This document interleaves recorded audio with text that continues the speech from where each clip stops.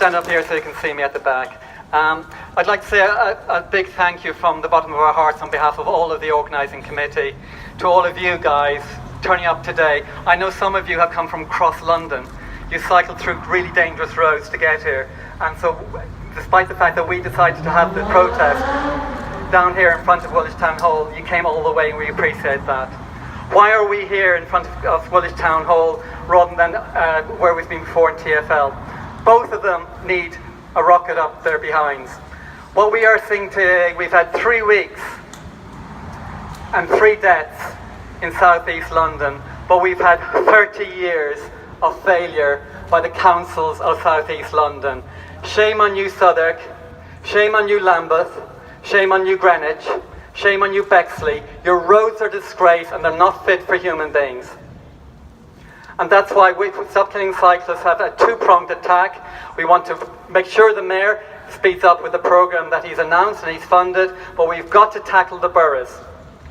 The Mayor's Cycle Superhighway project is in crisis.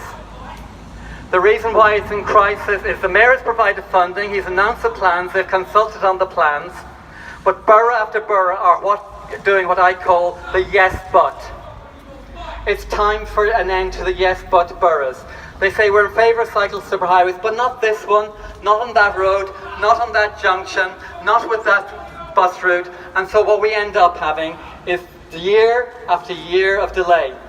CS4 was announced in 2013, 5 years ago. Not a metre built and 2/3 of it dropped.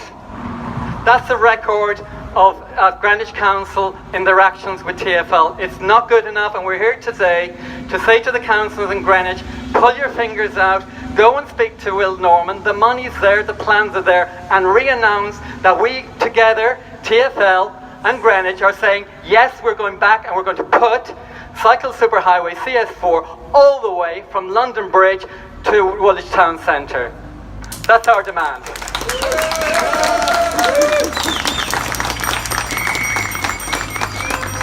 And before I just move on to the other big demand, which is about the HGV trucks, I have said that the biggest problem, the biggest blockage is the boroughs. However, we do want to say to Mike Brown, the head of TfL, your statement last week was an utter disgrace. I'm sick of the previous administration and this administration at Town Hall, City Hall, blaming each other. You're both on the same side. Mr. Gilligan and Mr. Brown, you're on the same side. You should be on the side of saving Londoners' lives, not blaming each other. So what he said was, they were building the cycle superhighways too fast under Gilligan. No, Mr. Brown, under both of you, you're building them too slowly. Yes. Yeah. 6 years ago, they announced 12 superhighways. 6 years later, how many have we got built? Almost 2. That is too slow. We don't want to wait to 2100 to have 12 superhighways. We need them built as soon as possible to save the lives of Londoners in the memory of Edgar and the memory of Oliver and the memory of the unknown person who died on Childers Road.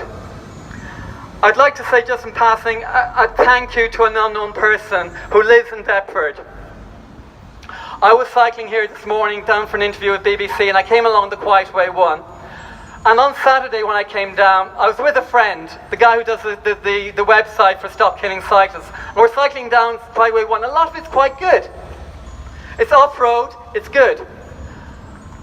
I think that's not mine.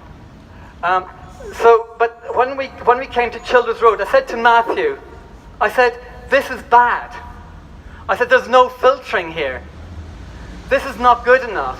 I was horrified that 24 hours later, at that particular junction, that guy got killed. And this morning when I was coming here, I was passing that junction where that man unfortunately got horrifically killed on Sunday afternoon. And somebody had put up a beautiful, simple, white bike, a ghost bike.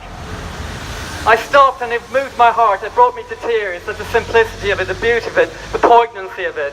And as I was standing there, this man came up to me, a South Londoner.